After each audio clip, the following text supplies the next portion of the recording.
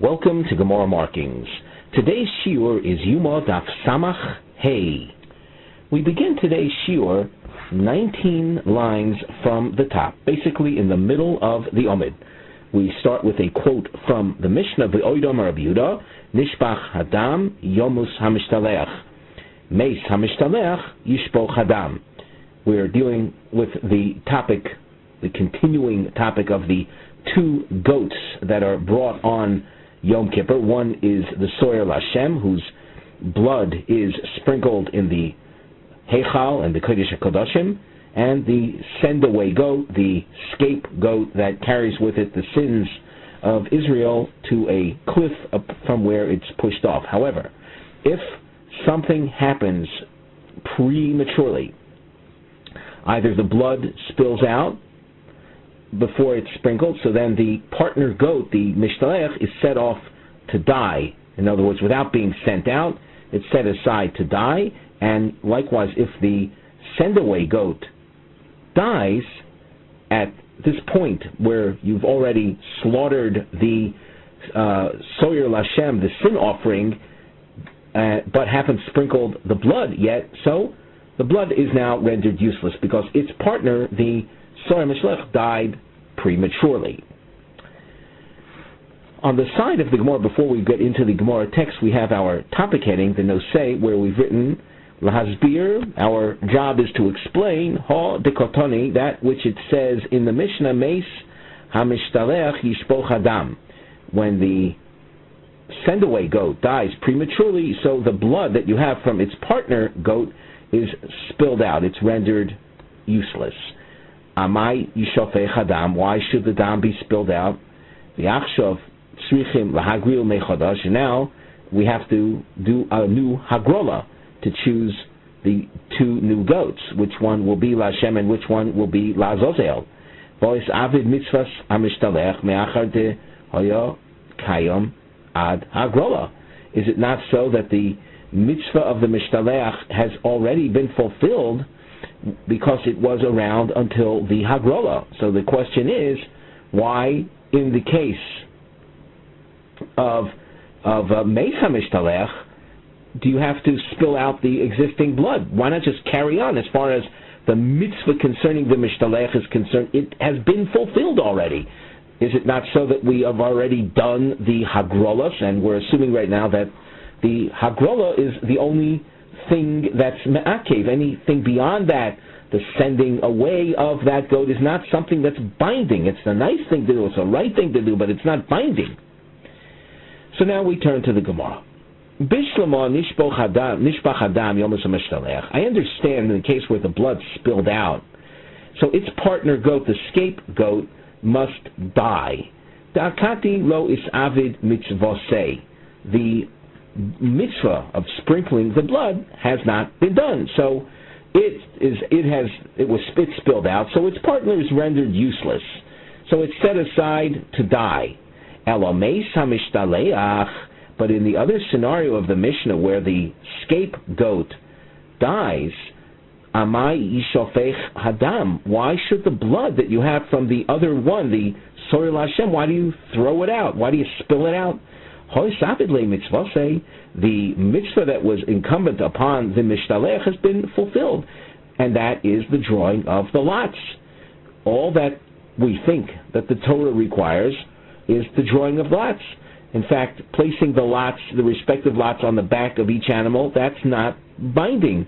And sending it away is likewise not binding. Rashi gets into more explanation as far as sources are concerned, but for our purposes, in that event that the Mishtalech died, we are expected to spill out the blood that you have gathered of the Soyer that you've received, of the Soyer HaLashem. Why? The Gemara answers, Amri debei Rabbi Yanai, Omar Kro. So the Yeshiva of Rabbi Yanai cites a posuk, Yom Chai Lifnei Hashem Lechaper. This posuk describes the standing of the goat while it's alive, Ad Mosei Zokuk Lios Chai, until when is the send-away goat expected to remain alive? Ad Shas Matan Domim Shel Chavero, until the sprinkling of the blood of the soyer Lashem. In other words, not like we thought before that it's enough that the lots were drawn, but it must remain alive, the scapegoat must remain alive until the sprinkling is done as well. And if it does that, if it doesn't last that long, in other words, if it dies before the sprinkling of the blood, so the sprinkling of blood that you would do is of no value. Therefore, you have to draw new lots to determine the replacement animals. Tanan Hasam. We have a Tanaic source that deals with the collection of the annual Machzas HaShekel tax. A half shekel coin was contributed by members of Klal Yisrael, and in this source we will see a situation where a community's money is collected, but it never makes it to the Beis HaMikdash. The agents hired to carry it lost the money, or it was stolen from them. How do we proceed from that point on? The reason we're bringing this source in is basically as a lead up to another source in which we'll be focusing on Shitas Rabbi Yehuda, and we'll then focus in on the Par and Soyer of Yom Kippur, which is relevant to our discussion. So we have a source. It says, Snan Hosam, B'nei Ha'ir Shesholchu Es Shikleim, members of a community that sent their coins with an agent. V'nignevu o she'avdu, and the money was stolen or lost. Im nisrma truma, if in the Beis Hamikdash the boxes that held the coins were filled up, and it became known before the loss, so nishboyin lagizborin, the agents have to swear the shvuas hashomrim, an oath that an agent, someone who's hired to watch things, must swear in order to establish that he is not guilty of foul play or of negligence. So if Nisrama Truma, Rashi says in Nisrama Truma, Gimel Kupos, Kedem Shenoda Shavdu, if the boxes that were designed to hold the newly collected monies were filled up before this became known, before the loss of the money became known. So as far as the communal obligations are concerned, they don't have to pay any more money because the boxes in the Beis Hamikdash were filled already. So if that happens, and in that order of events, first the boxes in the Beis Hamikdash were filled up with the coins that had been collected, and then it became known that the monies that were sent by this community were lost or stolen. So the agent swears to the Gizborim, to the temple officials, the treasurers of the Beis Hamikdash, and the reason for their taking the oath to them is because the people of the community, the Bnei Ha'ir that sent their money, are no longer obligated to pay up again.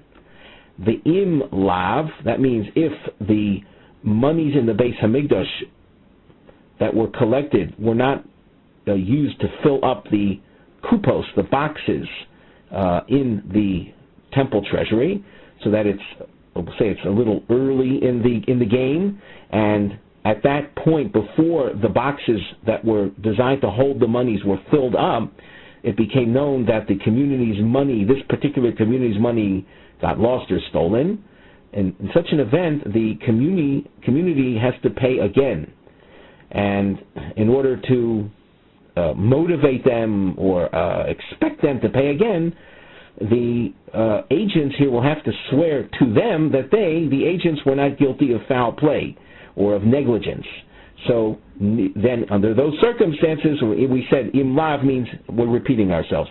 If those boxes were not filled up, if it's lo nisr matruma, nishboin livnei ha'ir, the agents swear to the community that they had been charged with their money. Uvnei ha'ir shoklin achirim tachteim, and the members of that community have to pay again, they have to make up the money that was lost.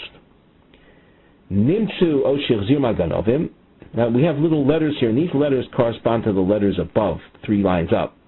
Nimtzu is in the case that originally the monies were lost and now they were found. Oshir zir maganovim, that corresponds to the case where originally the monies were stolen. So in this case, those stolen monies were returned. Elu, the elu shkolim heim, the make-up money that was paid in the interim, and the monies that were originally paid and now found or returned, they remain, both funds or both coins remain as shkolim. The ein oilin lahen l'shana haba, and we don't give them credit toward next year's money collection. Rabbi Yehuda Omer oilin lahen l'shana haba, and Rabbi Yehuda says it does. Look, after all, there's now a double payment was made, so they get credit toward next year's collection, and they don't have to pay their Machzis HaShekel tax the next year. My time of Rabbi Yehuda, what is the basis of Rabbi Yehuda's leniency? Omar Rava, Kosov Rabbi Yehuda. Rabbi Yehuda is of the opinion, Choyvos shel shana zu, krevos l'shana haba'ah. Things that were set aside as an obligation for this year can be used next year. So we have a principle, and we've underlined it so we can focus on it. Chovos are obligations. Shel shana zu of this year. Krevos are able to be offered l'shana haba next year. Esvei Abaye. Abaye raises a question. There's a source, and in this source we're going to see Rebbe Yehuda, and we're going to be focusing on that which we underline, and we'll see Rebbe Yehuda seeming to disagree with what was just said in Rebbe Yehuda's name, that which Rava presented Rebbe Yehuda as holding. Here we'll have a Rebbe Yehuda presented in a Tanaic source, which would seem to say otherwise. On the side of our Gemara, we have our topic heading that we've already introduced through the Gemara itself, but let's read what we have anyway. Obligations that were set aside for this year, can they be used next year? The Mivneh, the structural note, features a diamond. At the end of this page of Gemara, you can see a diamond. Those diamonds represent, and they continue, by the way, we're going to be counting up till number 5, and the 5th diamond will make its appearance on Daf Samach Vov Amud Aleph. So this sugya is rather long, and the structure continues till there, and they represent gishos, approaches, different approaches. Kedei lanos l'sheila shemakshim aladin hanal. We're going to be asking on the din stated in the name of Rabbi Yehuda of Chodesh Shana Zu Krevish Lana Ba. We're going to be asking on that from the case of Mipar V'Sor Yom Kippur, from the case of a cow and goat that is to be offered on Yom Kippur, She'avdu, and this cow and goat that were set aside for Yom Kippur got lost. V'Ifri Shachirim Tachtem, and replacement animals were set aside. Kulam Harishonim Yomusu, all of the original animals are to be set aside to die. And we don't say, well, use the par and sawyer that you've already replaced with new ones. Why don't you use the old ones that you have since found, use them for next year's Yom Kippur? That is the problem. And in order to answer that, as we said, we have a number of diamonds. So now we continue with the Gemara. Esvei Abaye. We're looking at the Gemara 7 lines from the bottom of the Amid. Par v'soyer sheyom haKippurim she'avdu. The Beis Hamikdash had set aside, along with the Kohen Gadol, the Kohen Gadol sets aside his cow offering and the soyer of Yom Kippur, the goat offering, that got lost. She'avdu. The hifrish achirim tachteim, and replacement ones were provided. Likewise, the Shiur Avodah Zarah, goats that are offered in the event that there is an erroneous ruling on the part of the basin in the event, concerning idolatry. So there's a goat offering that is necessary under those circumstances. Rashi adds that the nature of that sacrifice is a par la'oilo and a soyer l'chatos. They too got lost. Replacements were set aside, and then you found the original ones. Kulon Yamusu, Divrei Rabbi Yehuda. All of those that were found are to die, and we don't say use them next year. In the case of this idea of use them next year is quite appropriate for the Yom Kippur example, where next year there will be a Yom Kippur. So we don't say, though, use the original ones for next year. Rabbi Elazar, Rabbi Shimon Omrim, Yiro ad shistavu, v'mochru, v'iplu d'meim l'nedava. Rabbi Elazar and Rabbi Shimon, they also don't say use it next year, but rather they say set them aside till they develop a blemish. Yistavu means till they develop a blemish. V'mochru, they'll be sold, and that constitutes their redemption. The yiblu d'meim l'nedava, and the money that you get for that will be used to buy voluntary offerings.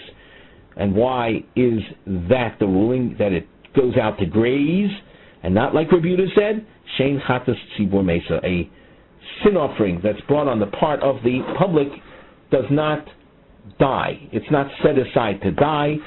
In the case of a private sin offering where an owner achieved his atonement through a replacement animal, then we would say that the original chatas does die based on the rule of chatos shekipru balel. But here we're talking about public sin offerings.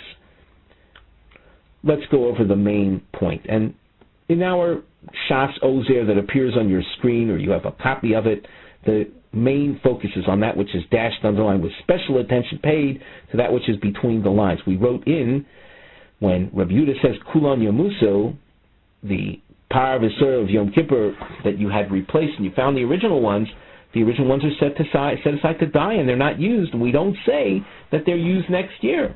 So this is a problem. This runs counter to Rava's explanation of Rabbi Yehuda. Amalei. So Rava answers. We're at the top of Omid Beis. Korbanos tzibur ko'amris. Are you talking about public offerings that are paid for through funds coming from the temple treasury? Shiny korbanos tzibur. Korbanos tzibur are different. When you're dealing with sacrifices that are purchased from public funds, the rule that applies to them is different than what we were discussing before, monies, cash that was collected. Cash that was collected, and then there was a double amount ended up appearing as a result of the recovery of the lost ones, as we described before. So you have a double amount of cash. Well, cash, we saw Rabbi Yehuda could tell you get cash credit toward next year's cash collection. Here, in the case of the Par V'Ser Yom Kippur, we're talking about animals that were purchased from public funds, from temple treasury funds. Those are governed by a different standard. And that's what is meant here in the Gemara. It says, Shiny Korbanos Tzibor. Based on Kid Rabbi Tavi Am Rabbi Yoshia. By the way, this is a long answer, as is marked accordingly. Rabbi Tavi teaches, Omar Kra, there is a pasuk that says, Zois Oilas Chodesh B'Chodshoi.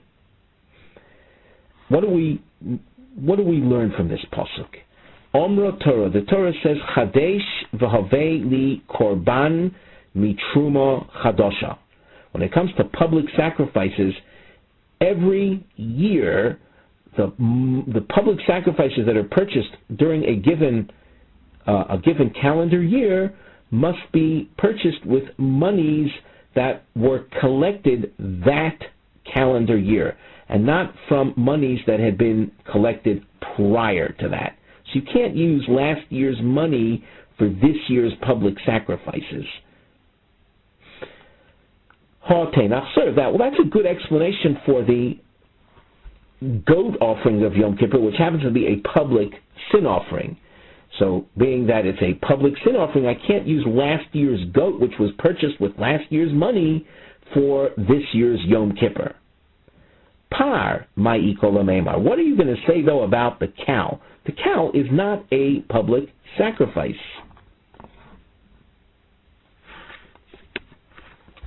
Why can't the Kohen Gadol use last year's par for this year's par requirement?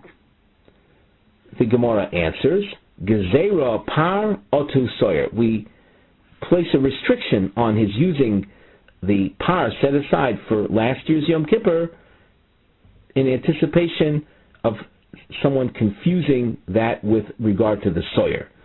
So we tell the Kohen, don't use last year's par this year, because people might come to think that you can use last year's soyer this year, and that would be wrong by letter of the law based on Rav Tovi's teaching of Zos Eilas Chodesh B'Chodshai. Question.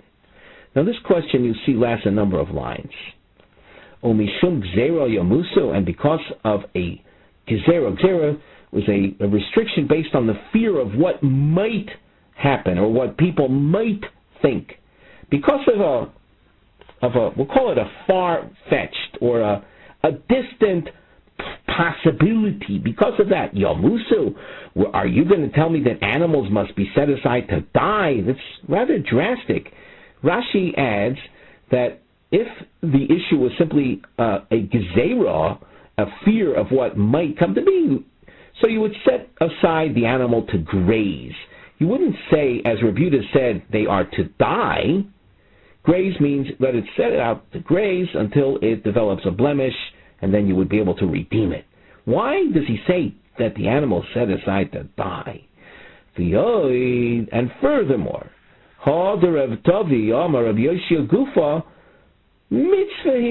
and it's not me'akev, the din of needing to buy this year's sacrifices from newly collected funds is a first choice. It's a mitzvah. It's the right thing to do, but it's not binding. The Yomer of Yudam Shmuel, Korbanos Sibur Haboim Be'echad B'Nisan, public sacrifices that are brought from the 1st of Nisan onwards. The 1st of Nisan represents the new Beis HaMikdash fiscal year. So Korbanos Sibur that are brought from the 1st of Nisan, Mitzvah Lahavi Min HaChodesh. The proper thing is to buy those public sacrifices from the newly collected funds. Newly collected during the month of Adar, which preceded Nisan, monies were collected. So those are newly collected funds. If they used Beis HaMikdash funds that were from before that, Yoshan literally means old money, Yotza Ela Shechosa Mitzvah. He has fulfilled his basic obligation. All that's lacking is the best way of doing things. So, with all of this in mind, we're back at the drawing board. Why do we say that the Parvasur of Yom Kippur that were set aside for last year's Yom Kippur, why can't they be used this year? And if you'll say because of Rav Tovi, Rav Yoshio, that's not enough of a reason to say that last year's animals, if you had no use for them because you had replacement ones for them, that they should be set aside to die. Elo Rav Zera. Second approach. Lefi she'ein hagoro kovea mishona lechaverta. Because the lots that were drawn to determine the identity of the goats that were drawn for last year do not work to define the animals for this year. In other words, if you drew the lots for last year, so it established the identity as far as last year is concerned. It doesn't help for this year. So the Gemara asks, all right, why still does it die? The Naisi Vinagril, so bring it and do a new lot drawing. The Gemara says we don't want to use the same animal and do a new lot drawing because people might think that it's last year's lot drawing that was the determining factor, and that the Gorol does establish, is kover. Kover is to establish identity from one year to the next. So according to Rabbi Zera, the reason for setting aside the animal to die is because of this, let's say, Gorol confusion that could arise. That's a good explanation for the goat offering, which has a connection to the lots. Lots were drawn for the goats. Par, my equal. What about the par? In the source that we saw in Amud Aleph, we saw that the par of the Kohen Gadol that was set aside for last year cannot be used this year. Why? Gzeiro par otu, sir. We impose a restriction on the par so as to not lead people to think that you could use last year's soyer as well. Question: Umeshom Gzeiro Yamusa, just because of this preventative measure of what people might think, we're going to say that the animals have to die. As we said before, let them be set aside to graze. Don't use them, granted because of this gezerah, and then wait till they develop a blemish and redeem them. But why are they set aside to die? Amru Rabbanon Kameda Bai. Here we're leading into the third explanation. Why are they set aside to die? The last year's par v'soyer of Yom Kippur cannot be used this year. Gzeiro mishum chatos shemesu baleha. The fear is that the owner, in this case we'll talk about the Kohen Gadol, who's the owner of the par, last year's Kohen Gadol, who set aside that particular cow, that by this year he died. And there is a rule that a chatas, a sin offering that was set aside by a particular owner, and the owner died, so the animal must be set aside to die. The Gemara asks, "Ha'teinach par." Though that's a good explanation for the par, for the cow, which is a private sin offering brought by the Kohen Gadol. Soyer ma'ikol meimar. What about the goat? The goat is owned by the public, and the concept of meisu balel doesn't apply when you're dealing with the public. The Gemara answers, I'll tell you why the soyer dies. Last year's Yom Kippur soyer cannot be used this year because gzeiro soyer otu par. We impose a restriction on the goat in anticipation of the cow, meaning that if we were to allow you to use last year's goat, we'll end up using last year's cow, even in the event that the owner, the Kohen Gadol, had died. Question: Umishum gzeiro yamusu, because of this preventative measure, the animals are set aside to die. Just don't use them, and let them be set out to graze until they develop a blemish and redeem them. Ella, fourth approach. Why are the animals to die? Gzeira mishum chatos she'ovra shnasa. We will initially present this superficially and just translate. The fear is that if you are going to use last year's Yom Kippur animals this year, people might think that you can use sin offerings who have gone above a year in age. And we're making a very basic assumption right now that a sin offering is acceptable only if it's within its first year of life. The Gemara asks, is that how to explain our case? Last year's Yom Kippur animals vis-a-vis this year, Gezeira, as a preventive measure, he gufu chatos shavra shnasahi. It itself is a chatos that went over a year in age. Mind you, last year, let's say on Erev Yom Kippur, you set aside an animal that's 8 days old. It has to be 8 days. It can't be before that. It's not suitable as a korban. We learned this in a previous sugya that mechutz zman, for now mechutz zman, so it does not become kodesh.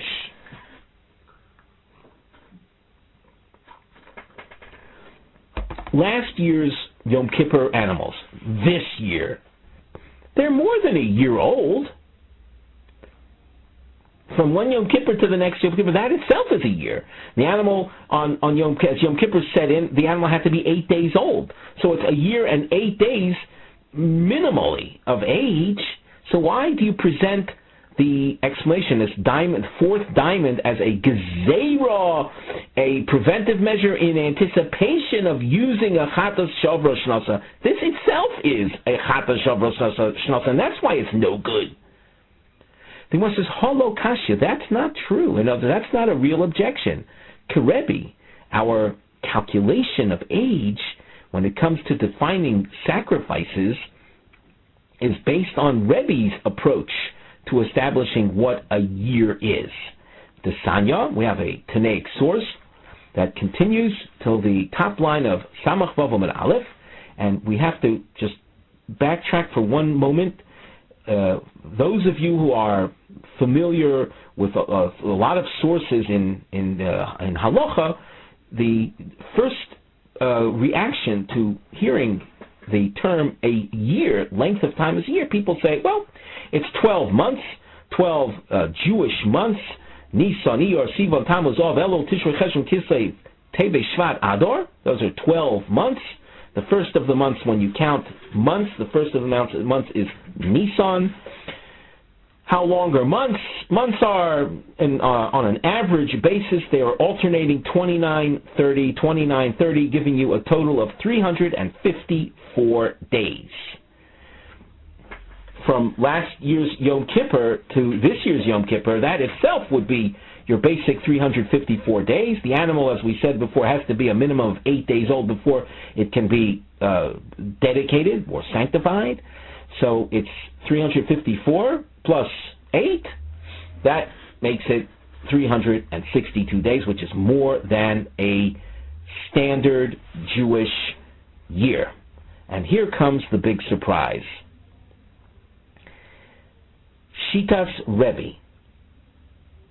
A year in many areas of halacha, a year, in fact, is what many of us, we'll say English speakers, are familiar with, the 365-day year. I often say that calling that the Gentile year or the Goyish year is a misnomer, because 365 is a solar year. It's the cycle whereby the earth revolves around the sun, completes its cycle in 1 year, taking 365 and a quarter days. That, in fact, is a very Jewish and a very halachic concept.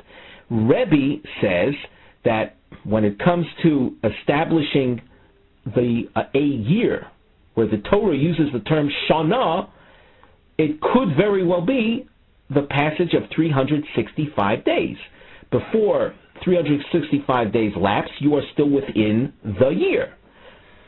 Where does Rebbe say his halacha? The origin of the halacha has to do with something called Botei Orei Choma. We'll say a word about that in a minute, but we have to be a little expansive here and say that the definition of year in the context of Botei Orei Choma has ramifications with regard to the concept of a year as regards public sacrifices as well. So we have to make that connection, otherwise we'll be stuck or limited to Botei Orei Choma. Just a brief word about Botei Orei Choma. The Gemara deals with that much more extensively in Maseches Erechim, but the Torah speaks about selling houses in walled cities. The basic law states that a person who owns a house and sells it, and it's a house in a walled city, he has a right to force a resale of that house if he provides the money for such a resale, a buyback within a year. So, but if a year goes by, then the house that was purchased is muchlat, is established permanently under the ownership of the purchaser and not the original owner. So the original owner has got to act if he is interested in buying his house back. According to Rebbe, not the Chachamim, but according to Rebbe, he has 365 days in which to act. So the concept of a year in halacha, as being defined as 365 days appears, according to Rebbe, by Botei or Choma, and it will apply to our Yom Kippur sacrifices as well. Therefore, if an 8-day-old animal was set aside Erev Yom Kippur, 8 days plus from one Yom Kippur to the next Yom Kippur is another 354 days, so it's 354 plus 8, 362 days. The animal is still within a year of its life, because a year is determined by the solar calendar, meaning 365 days. That is why, as far as the diamond number 4 is concerned, we're telling you don't use last year's Yom Kippur sacrifices for this year, because you might come to use a Chat Shofar Shnasa, where this itself is not necessarily a case of Ovra Shnasa, because you're within the 365 days. Nevertheless, we don't want you, because you might come to use a case where the animal passed that amount of time. So let's read this now in the Gemara. 4 lines from the bottom. Ha lo kasha, the technical objection regarding diamond number 4 of why it says Gzeira and not saying that it itself is an example of a Chatash over Shnasa. Last year's Yom Kippur sacrifices that by this Yom Kippur are not an example of over Shnasa. I can explain that. Halo Kasha. This isn't a problem based on Kerebi Desanya Shana Tamima. This Tanaic source, as we explained before, deals with the houses in walled cities, in which time within a year the owner has the option of buying it back.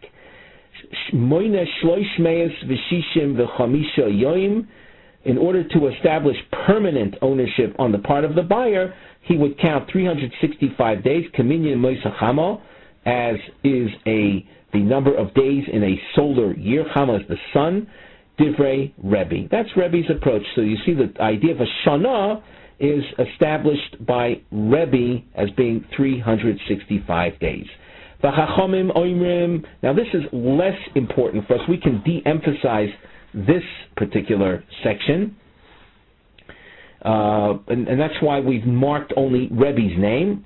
The Chachamim say, with regard to Botei Orachoma, Moina Shnei Moser Chodesh Miyom Liyom, you count from the date that the house was sold till next year, that same date, and if within that amount of time the original owner didn't buy back his house, it remains in the hands of the purchaser. The im nisabra, and if the year was lengthened by a month, so nisabra lemocher.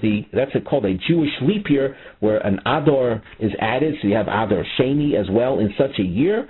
If that happens, so the year becomes essentially 13 months. The extended year works for the benefit of the mocher, of the seller. He has another 29 days in which to buy back the house that he sold. But we don't have to dwell on the sheet of the Chachamim right now. So the question that diamond number 4 was coming to answer was, why are last year's Parvasur of Yom Kippur not able to be used this year? So we said because of Gzero Shema Bishum Chata She'ovro Shnasa. The Gemara says, Ha Teinach Sur. That explanation is fine with regard to the goat. The goat is a sin offering that must be within a year of age. Par Michael Amemar. When it comes to the cow offering, the rule of a year doesn't apply. The cow is an animal that is 3 years of age. So why can't I use last year's cow that was set aside for the Kohen Gadol's cow, Yom Kippur cow offering? And as we explained much earlier, it was not used because he had a replacement animal for it. Why can't I use it this year? Answer, Seira Par Otusoyer. Again, as we've seen already so many times, a restriction is imposed on the cow in anticipation of the case of the goat.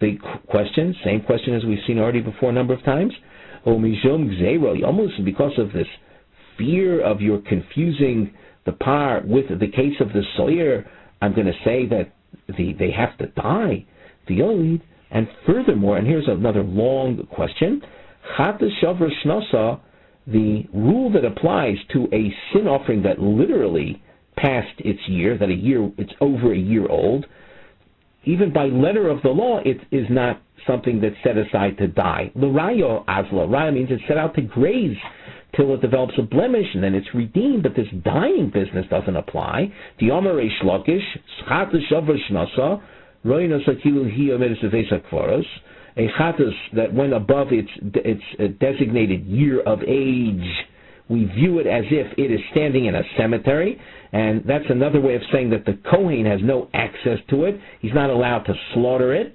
he's not allowed to offer it as a sacrifice. The Roya, it's set out to graze.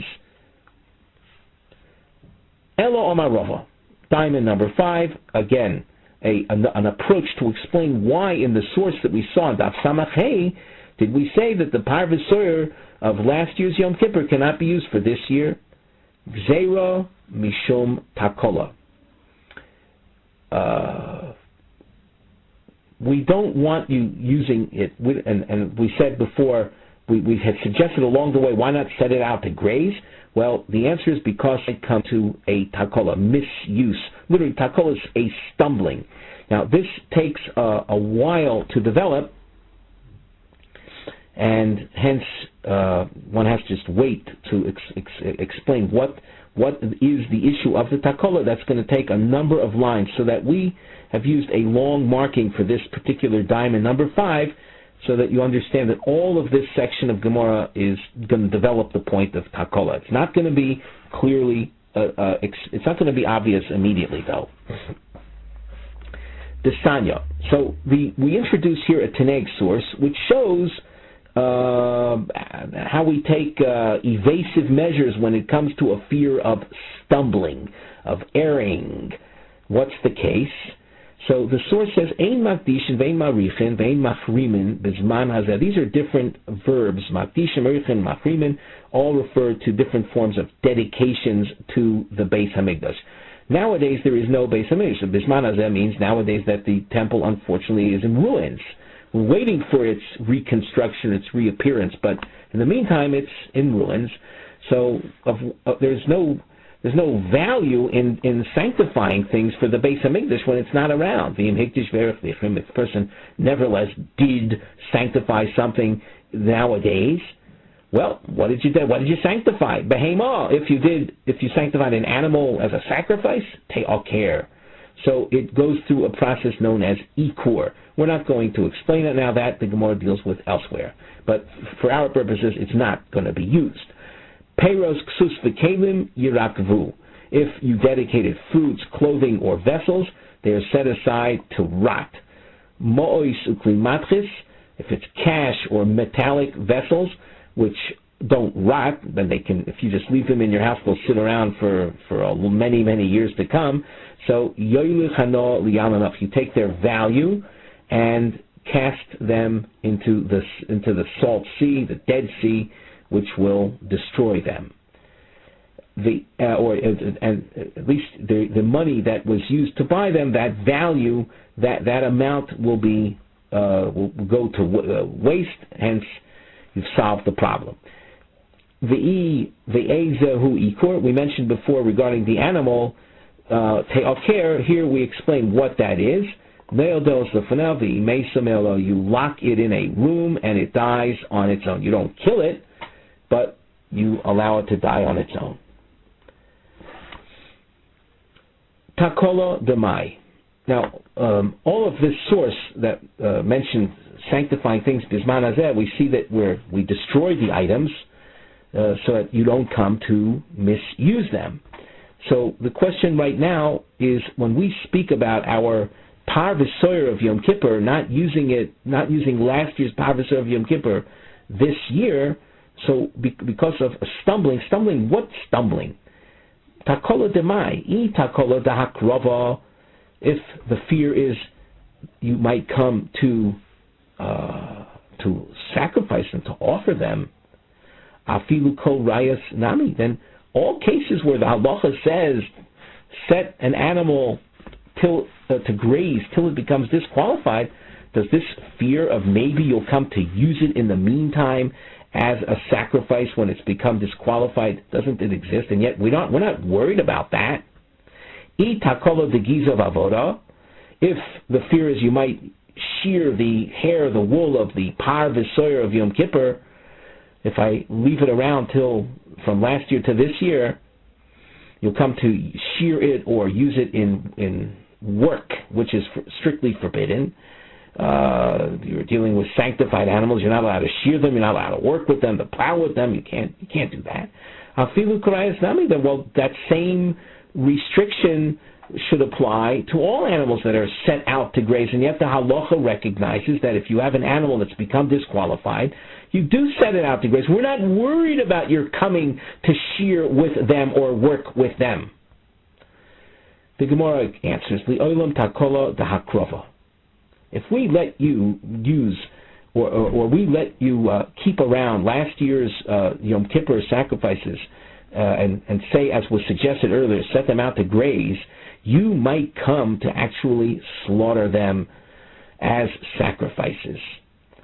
So the question is, well, why by the Yom Kippur sacrifices am I worried about your coming to use them, and other grazing animals, other grazers, meaning other sacrifices that were deemed or ruled upon to graze until they develop a blemish, why by those are we not worried about this? V'hanoch delav b'nei hakrova ninu lo torid behu. The other animals that we rule upon them, they are set out to graze. They are not animals that themselves are expected to be offered, but rather their money, their cash value will be used to purchase voluntary offerings. Hach debas hakrovahi, the par and soyer of Yom Kippur, these are animals that were designated as Yom Kippur sacrifices. And you would have on your mind of using them for next Yom Kippur, torid ba. You are preoccupied with them, and you might come to offer them even before Yom Kippur arrives. Let us take a look at Rashi. Rashi Dibra Masel Kol Ros. It's a few lines up from here in the Rashi. All other grazers. Kol Hani Dom Rabban and Yurad Shistavu. Nechu Shema Yikruvim. All other cases we asked that where the Rabbanan ruled they are animal sacrifices that were rendered unfit. And we had an example very recently about a Chata Shofar Shnosa. A person had a personal sin offering that he needed to bring. So if it went above a year, it's set out to graze until it gets a mum. That's an example of other ro'os. Those animals are not themselves destined to be offered. It's their money that would be used to buy sacrifices. So lo torid behu, Rashi goes on, Eino maharher v'akrovasan.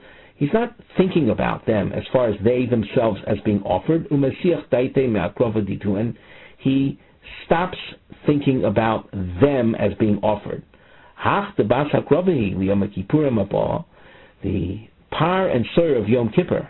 If we would allow you to use last year's par and soyer of Yom Kippur next Yom Kippur, where he's thinking about them to bring them on this year's Yom Kippur, he's tordu libo, his heart is on them, al hakrovaso, regarding their being offered, the dilma makruv lo mekami Yom Kippur. You might come to offer them even before Yom Kippur, because you have in mind that these animals, these specific animals, to be brought as a sacrifice. You might end up using them as a sacrifice before Yom Kippur ever arrives, and they were earmarked, they were designated, they were sanctified as Yom Kippur sacrifices. The Gemara continues, V'takola atzma tanoihi.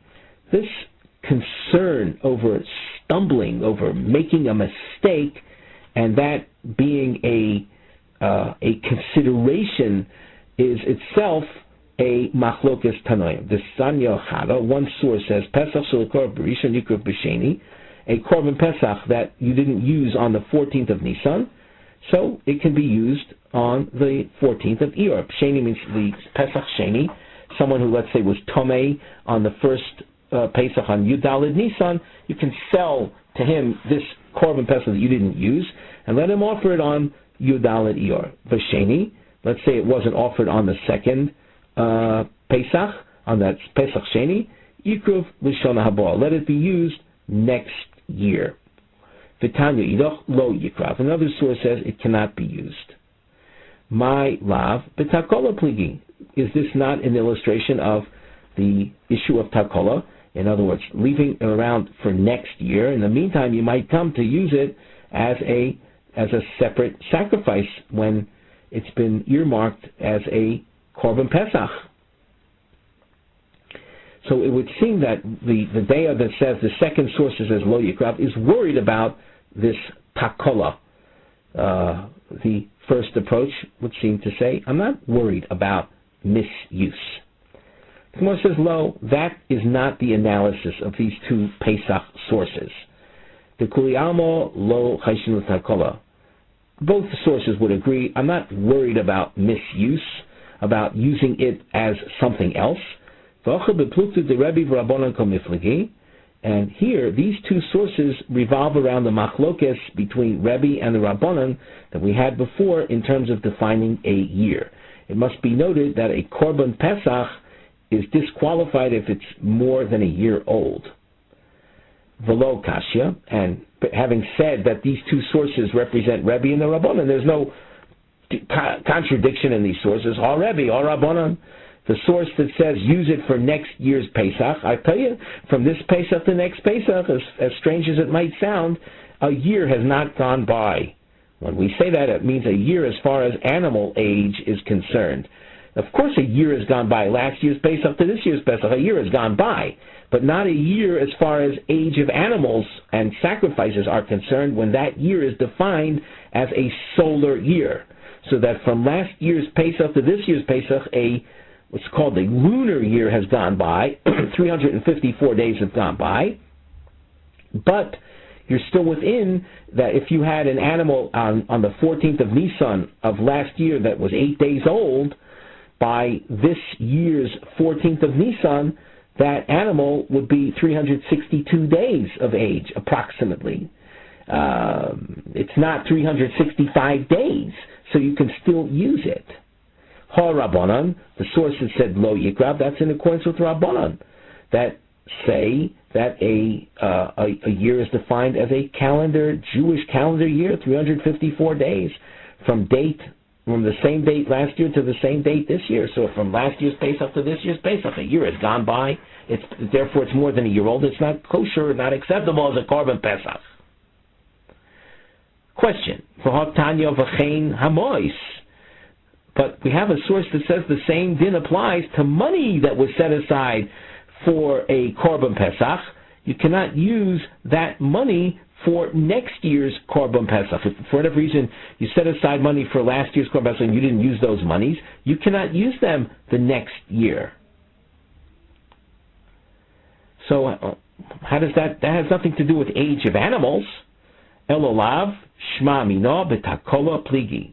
Shma Mino. This shows us that the fear of leaving money around from last year to this year and a source coming to tell me don't use them for next year's sacrifice, that is because of takola. So that the issue is a chashash of takola, of misusing the money or misusing the animals if you are going to let them stay around from 1 year to the next year. So after all is said and done, we spent a great deal of time concerning the last sugya, which started on Samach Hayom and Aleph, where we explained Shitas Rav Yehuda with regard to shekels that were collected and lost and replacement ones were provided. Nevertheless, we saw machlokas concerning using them, the double amount of money, one of those amounts, toward next year's shekel, maxis shekel obligation. Rabbi Yehuda says you can use the second amount of money that was use the replacement money that we've described there, use it toward next year's obligation. And that was Rava's explanation, Rav Yehuda, where he said, then we asked the question, well, if that's Shitas Rav Yehuda, why does Rav Yehuda say, with regard to a par and sur of Yom Kippur, that were set aside for last year's Yom Kippur and not used, why can't they be used for next year's Yom Kippur? If, after all, well, as far as why Rav Yehuda, in the case of the par v'ser of Yom Kippur, they cannot be used for next year's Yom Kippur, we had 5 approaches to that. And the last approach is that if you leave it around from one Yom Kippur to the next, there is the chashash of takola. Takola being, you might come to sacrifice them before next year's Yom Kippur, and that would be a total misuse of those animals that were designated as Yom Kippur sacrifices. Before we conclude, let us remind you that if you wish to be in touch with us, we can be reached at gmarkings@gmail.com. With that, we conclude our Shiur for today.